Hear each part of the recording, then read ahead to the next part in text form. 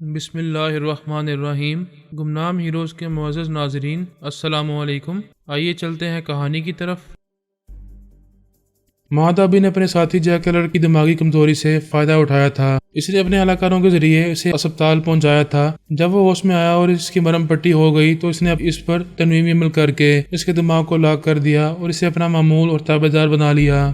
مہتابی کو بڑی کامیابی حاصل ہوئی تھی۔ پہلے وہ صرف ایشیا میں ہتھیار فروخت کرتا تھا۔ اس کی مارکیٹ ایشیا تک محدود تھی۔ یورپ میں جیک کیلر چھایا ہوا تھا اور امریکہ میں سینڈی گرے اپنی مارکیٹ پر قبضہ جمائے ہوئے تھا۔ اب وہ ٹیلی پیتھی جانے والے نہیں رہے تھے۔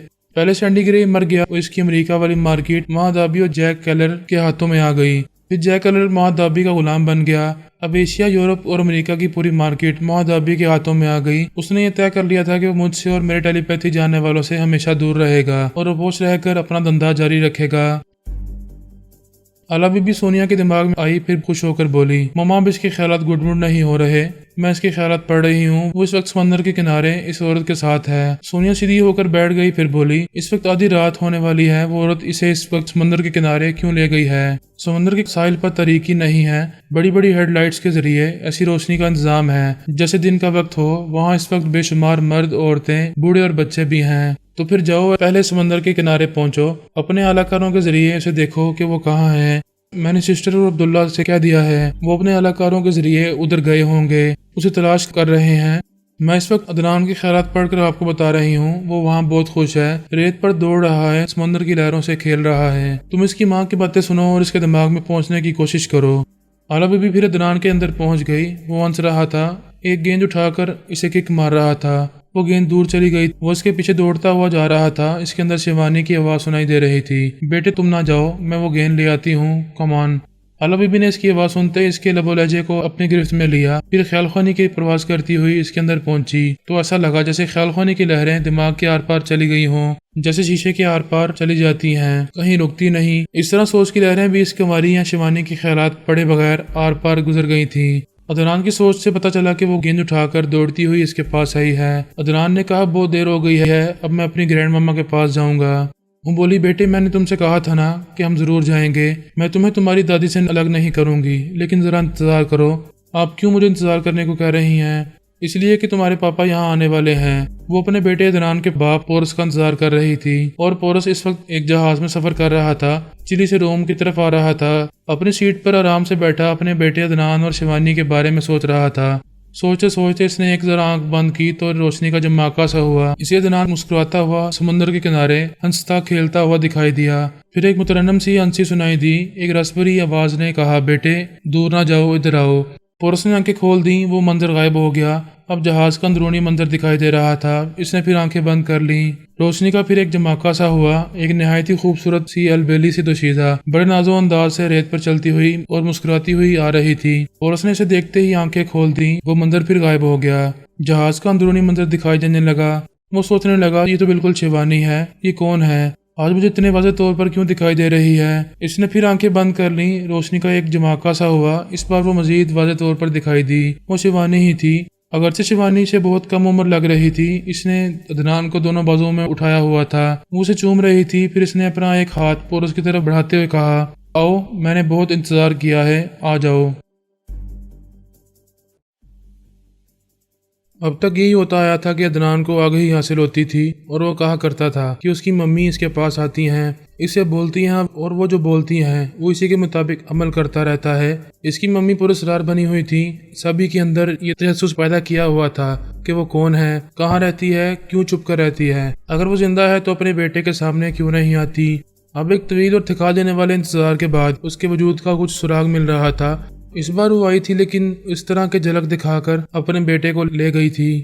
اس طرح تجسس اور پریشانیوں میں اضافہ ہو گیا تھا۔ پہلے کسی کو یقین نہیں آیا تھا کہ شیوانی زندہ ہے، لیکن اس کی زندگی کے آثار کبھی کبھی یوں ملتے تھے کہ کسی نہ کسی خاص موقع پر عدنان کی آنکھوں سے شیوانی کی آنکھیں جھانکنے لگتی تھیں۔ اس بچے کی آنکھیں پہلے سے زیادہ پرکشش اور غضبناک ہو جاتی تھیں۔ پھر پورس کو فون کے ذریعے دلربا سے بات کرنے کے دوران میں شیوانی کی آواز اور اس کا لب و لہجہ صاف طور سے سنائی دیا تھا۔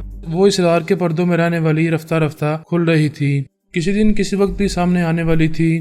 پورس ایک طیارے میں سفر کر رہا تھا، چلی سے روم کی طرف جا رہا تھا۔ ایسے وقت پہلی بار ایک طویل عرصے کے بعد شیوانی کی جھلکیاں دیکھ رہا تھا۔ جب بھی آنکھیں بند کر رہا تھا تو وہ عدنان کے ساتھ اسے نظر آنے لگتی تھی۔ وہ اسے دیکھ کر حیران رہ گیا تھا، وہ بالکل شیوانی تھی، سر سے پاؤں تک بالکل وہی تھی، فرق صرف اتنا تھا کہ شیوانی شادی شدہ تھی، کچھ باری برکم، کچھ عمر والی دکھائی دیتی تھی، اور یہ جو جھلکیوں میں نظر آ رہی تھی وہ بہت کم سن تھی۔ شیوانی اپنی جوانی کی دہلیز پر قدم رکھتے وقت جیسی نوخیز تھی وہ ویسی ہی نظر آ رہی تھی۔ اسے دیکھتے ہی ذہن تسلیم کر رہا تھا کہ وہ شیوانی ہے، پھر سے اس دنیا میں آئی ہے۔ پورس جہاز کے اندر اپنی سیٹ پر بیٹھا ہوا تھا۔ اس نے گہری سوچ کے دوران میں جب آنکھیں بند کی تھیں تو پہلی بار اسے وہ نظر آئی، پھر اس نے آنکھیں کھول لی تھیں۔ آنکھ کھلتے ہی شیوانی اور عدنان گم ہو گئے تھے۔ اس نے دوبارہ آنکھیں بند کی تو وہ دوبارہ نظر آنے لگے۔ ایسا کئی بار ہوا تو پورس کو یقین ہو گیا کہ اسے آگے ہی مل رہی ہے اور شیوانی اس کے پاس آ کر اس سے کچھ کہنا چاہتی ہے۔ تب اس نے آنکھیں بند کر لیں، سوچ لیا کہ جب تک شیوانی دکھائی دیتی رہے گی وہ آنکھیں نہیں کھولے گا۔ اس بار وہ عدنان کو اپنے بازو میں اٹھا کر چوم رہی تھی اور ایک ہاتھ اس کی طرف بڑھاتے ہوئے کہہ رہی تھی، آؤ میں نے بہت انتظار کیا ہے، آ جاؤ۔ پورس نے اس کی طرف ایک ایک قدم بڑھاتے ہوئے پوچھا، تم کون ہو؟ کیا شیوانی ہو؟ میرے بیٹے کی ماں ہو؟ وہ گہری سنجیدگی سے اسے دیکھتے ہوئے بولی، میں نہیں جانتی کہ شیوانی کون ہے، تم کسے پوچھ رہے ہو، لیکن یہ جانتی ہو کہ یہ میرا بیٹا ہے اور میں اس کی ماں ہوں اور تم میرے بیٹے کے باپ ہو۔ تمہاری باتیں کچھ عجیب سی ہیں، جب تم شیوانی نہیں ہو تو پھر میرے بیٹے کی ماں کیسے ہو گئی؟ وہ بولی، یہی سوال میرے ماں باپ کرتے ہیں، میرے خاندان کے اور میرے سوسائٹی کے لوگ پوچھتے ہیں کہ میری شادی نہیں ہوئی، پھر میں کیسے کہتی ہوں کہ میرا شوہر ہے اور میرا ایک بیٹا ہے؟ میں انہیں قائل نہیں کر سکتی، جو میں جانتی ہوں وہ دوسرے نہیں جانتے، اور افسوس کی بات یہ ہے کہ تم بھی نہیں جانتے۔ پورس یہ سب کچھ سن رہا تھا اور حیران ہو رہا تھا۔ وہ ایک گہری سانس لے کر بولی، میں نے اپنا تن من سب تمہارے حوالے کر دیا، ہم کتنی محبت بھری زندگی گزارتے رہے، پھر آج سے 3 برس 10 ماہ پہلے میرے پاؤں بھاری ہو گئے، میں نے تمہیں خوشخبری سنائی کہ میں تمہارے بیٹے کی ماں بننے والی ہوں، ہم سب بہت خوش تھے۔ پورس نے حیرانی سے کہا، کیسی باتیں کر رہی ہو؟ 3 برس 10 ماہ پہلے شیوانی نے مجھے ماں بننے کی خوشخبری سنائی تھی۔ وہ بڑے دکھ سے بولی، خوشخبری میں نے سنائی تھی، میں ماں بننے والی تھی، تم شیوانی کا نام کیوں لے رہے ہو؟ پورس نے جواباً کچھ نہیں کہا۔ وہ بولی، جب میرے پورے دن ہوئے اور میں ماں بننے والی تھی تو میرے ہونے والے بچے کی دادی میرے ساتھ تھی، ایک اسپتال میں میری ڈلیوری ہونے والی تھی۔ ایسے وقت کوئی دشمن خیال خوانی کرنے والا میرے بچے کو مار ڈالنا چاہتا تھا۔ پورس حیرانی سے سن رہا تھا، اس سے چپ نہ رہا گیا۔ بولا، تم تو بالکل وہی داستان سنا رہی ہو جو شیوانی کے ساتھ گزر چکی ہے۔ شیوانی جب میرے بیٹے عدنان کو جنم دینے والی تھی تب ایک ٹیلی پیتھی جاننے والا راسپوٹن میرے بچے کو مار ڈالنا چاہتا تھا۔ ایسے وقت میری ماما یعنی عدنان کی دادی عدنان کی حفاظت کی تھی۔ وہ بولی، ہاں جب میں نے عدنان کو جنم دیا تو اسے میرے پہلو میں لا کر رکھا گیا تھا، میں بہت بیمار تھی، ڈلیوری نارمل نہیں ہوئی تھی، میں زندگی اور موت کی کشمکش میں مبتلا تھی۔ ایسے میں کوئی ظالم ٹیلی پیتھی جاننے والا میرے بچے کو مار ڈالنا چاہتا تھا، پھر اس کی دادی اسے میرے پہلو سے اٹھا کر لے گئی، اسپتال کے میٹرنٹی وارڈ میں اس بچے کو کسی دوسری عورت کے پہلو میں لے جا کر رکھ دیا۔ ہاں بالکل یہی بات ہے، اس دوسری عورت کا نام لیزا تھا، اس نے جڑواں بچے پیدا کیے تھے، ایک بچہ زندہ رہ گیا، دوسرا مر گیا، میری ماما نے اس مردہ بچے کو لا کر تمہارے پہلو میں رکھ دیا۔ اس طرح وہ ٹیلی پیتھی جاننے والا راسپوٹن دھوکہ کھا گیا کہ تم نے ایک مردہ بچے کو جنم دیا ہے، جبکہ تمہارا زندہ بچہ اس یہودی عورت لیزا کے پاس تھا۔ وہ پورس کی آنکھوں میں آنکھیں ڈال کر بولی، میرے ساتھ بہت برا ہوا تھا، اس ٹیلی پیتھی جاننے والے راسپوٹن سے تو نجات مل گئی، میرا بچہ بچ گیا تھا۔ وہ یہودی عورت لیزا اپنے شوہر بینجامن کے ساتھ اسے وہاں سے لے گئی تھی، میں کچھ نہ کہہ سکی کیونکہ زندگی اور موت کی کشمکش میں مبتلا رہ کر مر گئی تھی۔ پورس نے اسے چونک کر دیکھا، پھر حیرانی سے پوچھا، جب تم مر گئی تھی تو اب زندہ کیسے ہو؟ وہ الجھی ہوئی تھی، اس کی سمجھ میں نہیں آ رہا تھا کہ کیا جواب دے۔ پھر اس نے کہا کہ میں اس وقت کوما میں تھی، پتہ نہیں کتنے دن بے حس و حرکت پڑی رہی تھی، ایسے وقت ہی میں نے یہ سب کچھ دیکھا تھا کہ میں تمہارے بیٹے کی ماں بن گئی ہوں اور میرا بیٹا مجھ سے چھین لیا گیا ہے اور میری موت واقع ہوئی ہے، اس کے بعد ہی میں کوما سے نکل آئی تھی۔ یہ میرے والدین کا بیان ہے۔ میرے والدین ہمیشہ یہی کہتے تھے کہ میں بچپن سے اب نارمل ہوں، ایسی حرکتیں اور باتیں کرتی ہوں جس سے یقین ہو جاتا ہے کہ میں نیم پاگل ہوں یا کوئی غیر معمولی لڑکی ہوں، خواب و خیالوں میں اور نہ جانے کس دنیا کی باتیں کرتی رہتی ہوں۔ انہوں نے مجھے ذہنی مریضہ سمجھ کر کتنے ہی ڈاکٹروں سے علاج کروایا، کتنے ہی ماہرین نفسیات سے رجوع کیا، میرا نفسیاتی ٹریٹمنٹ جاری رکھا، لیکن میں بچپن سے جیسی تھی ویسی ہی رہی۔ میں بچپن سے ہی گمسم رہنے کی عادی تھی، جہاں بیٹھتی تھی وہیں بیٹھی رہتی تھی۔ مجھے دیکھ کر میرے والدین کہتے تھے کہ میں کن ذہن ہوں، نہ کچھ بولتی ہوں نہ کچھ سمجھتی ہوں، جبکہ میں اندر سے بہت کچھ سوچتی تھی، سمجھتی تھی، لیکن ظاہر نہیں کرتی تھی۔ میں نے 6 یا 7 برس کی عمر میں محسوس کیا کہ مجھے پردوں کے پیچھے یا دیواروں کے پیچھے کچھ دکھائی دیتا ہے۔ میں اپنے بیڈ روم میں تھی تو مجھے ایسا لگا جیسے دیوار کے اس پار کوئی موجود ہے۔ کمرے کی کھڑکیاں بند تھیں، برف باری کی وجہ سے میں نے کھڑکی دروازے بند رکھے تھے۔ باہر اتنی برف جمی ہوئی تھی کہ کھڑکی کے پٹ نہیں کھل سکتے تھے۔ میں بیڈ سے اتر کر دروازہ کھول کر باہر جانا چاہتی تھی۔ میری ممی نے پوچھا ایسے وقت کہاں جا رہی ہو؟ میں نے کہا باہر کوئی موجود ہے، وہ چوری کرنے آیا ہے۔ فضول باتیں نہ کرو، کھڑکی دروازے بند ہیں، باہر برف باری ہو رہی ہے، اندھیرا ہے اور اس لڑکی کو وہاں کوئی دکھائی دے رہا ہے۔ یہ خود تو پاگل ہے اور اب ہمیں بھی پاگل بنانا چاہتی ہے۔ میں چھوٹی تھی، اسے بحث نہیں کر سکتی تھی، چپ چاپ آ کر بستر پر لیٹ گئی۔ دوسرے دن ڈیڈی باہر آ گئے، جانوروں کے باڑے میں جا کر دیکھا تو وہاں صرف 3 بھیڑیں رہ گئی تھیں، کوئی 2 بھیڑیں چرا کر لے گیا تھا۔ انہوں نے ممی سے کہا کہ یہ لڑکی درست کہتی تھی، اس نے کسی کی آہٹ سنی ہوگی تبھی کہہ رہی تھی کہ کوئی چور آیا ہے، اور ہم نے اس کی بات کا یقین نہیں کیا۔ میں نے کہا کہ میں نے آہٹ نہیں سنی تھی بلکہ اسے دیوار کے پیچھے صاف طور پر دیکھا تھا۔ میری اس بات کا یقین نہیں کیا گیا، میں نے کسی کو دیوار کے پیچھے دیکھا تھا، اسے میرا بچگانا پن سمجھا گیا تھا۔ یہی سوچا گیا کہ میں نے باہر کسی کی آہٹ سنی تھی۔ وہ بات آئی گئی ہو گئی، کسی نے میری غیر معمولی صلاحیت کا یقین نہیں کیا۔ میرے مکان کے پیچھے کئی گھنی جھاڑیوں اور درختوں کا سلسلہ تھا۔ 10 برس کی عمر میں نے دیکھا کہ ان جھاڑیوں کے پیچھے کچھ لوگ زمین کھود رہے ہیں اور وہاں چمڑے کا ایک بڑا سا بیگ دفن کر کے جا رہے ہیں۔ میں نے ڈیڈی کے پاس آ کر کہا ڈیڈی فوراً چلیں، وہاں ہمارے مکان کے پیچھے جو گھنی جھاڑیاں ہیں وہاں کچھ لوگ بہت بڑا چمڑے کا بیگ دفن کر کے جا رہے ہیں۔ میں نے اس بیگ میں نوٹوں کی گڈیاں دیکھی ہیں۔ ڈیڈی نے ڈانٹ کر پوچھا تم نے کیسے دیکھ لیا؟ تم تو یہاں کمرے میں تھی، اندھیرا ہونے کے بعد گھر سے باہر نہیں گئی ہو، پھر جھاڑیاں بھی یہاں سے فاصلے پر ہیں، تم نے اپنے کمرے سے اتنی دور کیسے دیکھ لیا؟ ممی نے بھی سخت لہجے میں پوچھا تم ایسی بے تکی باتیں کیوں کرتی ہو؟ ممی یہ بے تکی باتیں نہیں ہیں، آپ باہر جا کر دیکھیں تو صحیح، ہمارا دماغ تمہاری طرح خراب نہیں ہے، جاؤ اور جا کر ٹی وی دیکھو یا پھر سو جاؤ، ہمیں پریشان نہ کرو۔ مجھے ہمیشہ بچی سمجھ کر یا اب نارمل سمجھ کر نظر انداز کر دیا جاتا تھا۔ دوسرے دن کے اخبارات میں یہ خبر شائع ہوئی کہ ایک بینک سے تقریباً $50 لاکھ چرائے گئے ہیں۔ پولیس بڑی سرگرمی سے ڈاکوؤں کو تلاش کر رہی ہے۔ ڈیڈی اپنے سامنے اخبار کھول کر بیٹھے ہوئے تھے اور ممی سے کہہ رہے تھے کہ یہ بہت بڑی ڈکیتی کی واردات ہوئی ہے۔ میں نہیں سمجھتا کہ ڈاکو گرفتار کر لیے جائیں گے، پتہ نہیں وہ $50 لاکھ لے کر کہاں سے کہاں پہنچ گئے ہوں گے۔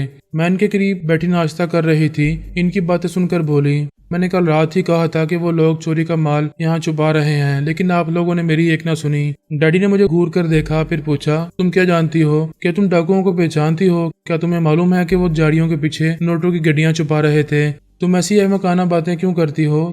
تم اب بڑی ہوتی جا رہی ہو، اور گاڈ سے اگر عقل کی بات نہیں کر سکتی تو احمقانہ باتیں بھی نہ کرو، خاموش رہا کرو۔ تقریباً 3 یا 4 دن کے بعد ڈیڈی کا اس جھاڑی کے پیچھے سے گزر ہوا، وہ ایک جگہ پہنچ کر ٹھٹک گئے۔ انہوں نے قریب جا کر دیکھا تو ایک گڈھا کھدا ہوا تھا، ایسا لگتا تھا کہ جیسے پہلے وہاں کوئی چیز دفن کی گئی تھی پھر وہاں سے نکال کر لے جائی گئی ہے۔ وہ تھوڑی دیر تک کھڑے وہاں سوچتے رہے، پھر ان کی نظر مٹی کے ڈھیر پر گئی تو وہاں سے نوٹ جھلک رہے تھے۔ انہوں نے لپک کر مٹی ہٹائی تو دیکھا وہ $10,000 کی گڈی تھی۔ انہوں نے پھر وہاں تمام مٹی کو ادھر ادھر ہٹا کر دیکھا تو اور کچھ نہ تھا۔ وہ ڈاکو وہاں سے اپنا مال واپس لے جاتے وقت جلد بازی میں ایک گڈی وہیں چھوڑ گئے تھے۔ وہ تیزی سے چلتے ہوئے ایک گھر میں آئے، انہوں نے ممی کو وہ گڈی دکھاتے ہوئے کہا مجھے یقین نہیں آ رہا کہ ایسا ہو سکتا ہے۔ ممی نے نوٹوں کی گڈی کو دیکھ کر پوچھا یہ کہاں سے لائے ہو اور تمہیں کس بات کا یقین نہیں ہو رہا؟ یہی کہ ہماری بیٹی نے جو کہا تھا وہ درست ثابت ہو رہا ہے، ان جھاڑیوں کے پیچھے ایک گڈھا کھدا ہوا ہے، وہاں مٹی کے ڈھیر میں یہ گڈی پڑی ہوئی تھی۔ یقیناً وہ ڈاکو وہاں مال چھپا کر گئے تھے اور 3 دن کے بعد موقع ملتے ہی اپنا مال نکال کر لے گئے ہیں، اور جلد بازی میں یہ گڈی وہاں پڑی رہ گئی۔ وہ دونوں ایک صوفے پر بیٹھ گئے۔ ممی نے پوچھا کیا پولیس کو اطلاع دی جائے؟ کیسی باتیں کر رہی ہو، ہم پولیس کے مسئلے میں نہیں پڑیں گے، وہ تو یہی سمجھیں گے کہ ہم نے گڑھا کھود کر ڈاکوؤں کو وہاں مال چھپانے دیا تھا، اور جب وہ چلے گئے ہیں تو ہم پولیس کو اطلاع دے رہے ہیں۔ تم ٹھیک کہتے ہو، ہمیں پولیس عدالت کے چکر میں نہیں پڑنا چاہیے۔ ڈیڈی نے کہا میں اکثر اپنی بیٹی کے بارے میں سوچتا رہتا ہوں کہ آخر یہ ایسی کیوں ہے۔ اس کی بعض باتیں بے تکی لگتی ہیں لیکن وہی باتیں بعد میں درست ثابت ہوتی ہیں۔ تمہیں یاد ہے جب یہ 7 برس کی تھی تو اس نے کہا تھا کہ گھر کے باہر رات کے اندھیرے میں کوئی آیا ہے۔ ہم نے اس کی بات کا یقین نہیں کیا، پھر دوسرے دن پتہ چلا کہ واقعی کوئی آیا تھا اور ہماری 2 بھیڑیں چرا کر لے گیا تھا۔ وہ دونوں سر جھکا کر سوچنے لگے، پھر ممی نے مجھے بلایا، اپنے پاس بٹھا کر پیار کیا، پھر کہا بیٹی تمہیں کیسے معلوم ہو جاتا ہے کہ باہر جہاں تم نہیں دیکھ رہی ہو وہاں کچھ ہو رہا ہے؟ میں نے کہا پتہ نہیں، مجھے کبھی کبھی کیا ہو جاتا ہے، میں بے اختیار دیوار کے آر پار دیکھنے لگتی ہوں اور مجھے بہت کچھ دکھائی دینے لگتا ہے، پھر جو کچھ دکھائی دیتا ہے وہ نگاہوں کے سامنے سے ہٹ جاتا ہے، مٹ جاتا ہے، اس کے بعد خالی دیوار دکھائی دینے لگتی ہے۔ کیا تم ہمیشہ اسی طرح دیکھتی ہو؟ میں نے انکار میں سر ہلا کر کہا نہیں، ہمیشہ ایسا نہیں ہوتا، کبھی کبھی ہوتا ہے، हाँ, जब इम्तहानात के पर्चे मेरे सामने आते हैं तो मेरी आंखों के सामने कई सवालों के जवाबात आ जाते हैं। जैसे किताब खुल जाती है, सारे जवाबात लिखे होते हैं और मैंने देख देख कर कापी में लिख देती हूँ। इसलिए तो हर साल अपनी क्लास में अव्वल आती हूँ। ये तो बड़ी अजीब सी बात थी, तुमने हमें पहले क्यों नहीं बताया? आप दोनों मेरी किसी बात को यकीन नहीं करते हैं, इसलिए मैं चुप रहती हूँ। बहुत सी बातें कहना चाहती हूँ मगर नहीं कहती हूँ। तुम 10 वर्ष की हो, जब से स्कूल जाने लगी हो तब से अब तक की तमाम बातें तुम्हें याद हैं। हाँ, मुझे एक एक बात याद है, मैं कभी कोई बात नहीं भूलती। मैं उन्हें हर साल हर महीने की एक एक गुजरी हुई बात बताने लगी। वो हैरानी से सुनने लगे। उन्हें याद आने लगा कि वाकई पिछले बरसों में ऐसा कुछ हो चुका है। वो ऐसी बातें भूल चुके थे लेकिन वो सब मुझे याद थी। डैडी ने हैरानी से पूछा, माय गॉड, तुम्हारा जहन तो कंप्यूटर है, तुम्हारे दिमाग में ये छोटी सी छोटी और बड़ी से बड़ी बातें महफूज हैं। इस दिन से मम्मी डैडी मेरी एक एक बात और एक एक हरकत पर तवज्जो देने लगे, मुझे पहले से ज्यादा चाहने लगे, अपनी सोसाइटी में फख्र करने लगे कि मैं बहुत ज़हीन हूँ। लेकिन उन्होंने किसी से ये बात नहीं कही कि मेरे अंदर गैर मामूली सलाहियत है और मैं पर्दों के पीछे और दीवार के आर पार देख लेती हूँ और ऐसी ढकी छुपी बातें मालूम कर लेती हूँ जिसे दूसरे मालूम नहीं कर सकते। मेरी गैर मामूली सलाहियत के बायस मुझे इम्तिहानात में डबल प्रमोशन मिलती थी। मैं 5वीं में थी, 6ठी क्लास जंप करके 7वीं में पहुँच गई। 7वीं का इम्तिहान दिया तो 8वीं क्लास जंप करके 9वीं में पहुँच गई। डैडी ने 11 साल की उम्र में मुझे स्कॉटलैंड यार्ड के इदारे में दाखिल कर दिया। वहाँ मैं तालीम और तरबियत हासिल करने लगी। मैंने 15 वर्ष की उम्र में सिर्फ जासूसी के ही हथकंडे नहीं सीखे बल्कि कंप्यूटर के जरिए हैकिंग भी सीख ली। हैकिंग के मानी है कंप्यूटर के जरिए बड़े से बड़ा जुर्म करना और गिरफ्त में ना आना। हमारी दुनिया में चंद ही हैकिंग करने वाले होंगे, वो भी उम्र रसीदा होंगे, लेकिन मैंने सिर्फ 15 वर्ष की उम्र में ये सब कुछ सीख लिया था। मेरा जहन वाकई कंप्यूटर की तरह काम करता था। 16 वर्ष की उम्र में मेरे अंदर एक इनकलाब पैदा हुआ। मैंने तुम्हें देख लिया। हमारी पहली मुलाकात लंदन में हुई थी। तुम मेरी आंखों से मुतासिर हो गए थे और कहते थे कि मेरी आंखें तुम्हें अपनी तरफ खींच लेती हैं।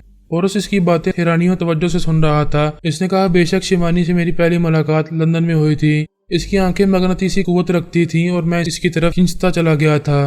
वो शिवानी नहीं थी, मैं थी। पोरस ने इसे सोचती हुई नजरों से देखा, फिर कहा, मैं तुमसे बहस नहीं करूंगा। तुम्हारा नाम क्या है? मेरा नाम अना मैरिया है। तुम मुझे अना कहकर बुलाया करते थे और मैं तुम्हारी तरफ खींची चली आती थी। क्या तुम वाकई जिस्मानी तौर पर मेरे पास आती थी और मेरे गले लग जाया करती थी? हाँ, ऐसा अक्सर हुआ करता था। फिर मेरी आंख खुलती तो तुम गुम हो जाते थे। और उसने गहरी सांस लेकर कहा, यूं कहो ना कि तुम मुझे ख्वाब में देखा करती थी। नहीं, मैं कभी नहीं मानूंगी कि ये सब कुछ ख्वाबों या ख्यालों में होता था। तुम हकीकतन मुझसे मिलते थे। अना, कैसी बातें करती हो? जागते रहने के दौरान में तुम मेरे करीब नहीं होती थी। मैं कहाँ हूँ और कहाँ नहीं हूँ ये नहीं जानती थी, लेकिन आंखें बंद करने के बाद फिर मुझे पा लिया करती थी। ये तो ख्वाब हुआ ना? नहीं, ये ख्वाब होता तो फिर मैं तुम्हारे बच्चे की माँ कैसे बनती? मैं थोड़ी देर पहले कह चुकी हूँ कि अब से 3 वर्ष 10 माह पहले मैंने तुम्हें खुशखबरी सुनाई थी कि मेरे पाँव भारी हो रहे हैं। मैं तुम्हारे बच्चे की माँ बनने वाली हूँ। ओ गॉड, मैं कैसे समझाऊं कि ये खुशखबरी शिवानी ने सुनाई थी? मेरी समझ में नहीं आता क्या भेद है। तुम जो कुछ कह रही हो एक एक बात दुरुस्त है। वाकई शिवानी जब मेरे बेटे को जन्म दे रही थी तो एक टेलीपैथी जानने वाले रास्पुटिन ने हमसे दुश्मनी की थी। वो मेरे इस बच्चे को मार डालना चाहता था। मेरी मम्मा ने इस बच्चे को चालाकी से बचाया, रास्पुटिन को धोखा दिया। शिवानी के पहलू में एक मुर्दा बच्चे को लाकर रखा तो रास्पुटिन ने समझा कि शिवानी ने मुर्दा बच्चे को जन्म दिया है। इस तरह मेरा बेटा एक यहूदी औरत लीजा की गोद में परवरिश पाने लगा। वो और इसका शौहर बेंजामिन इसे अपना दूसरा बेटा समझते रहे।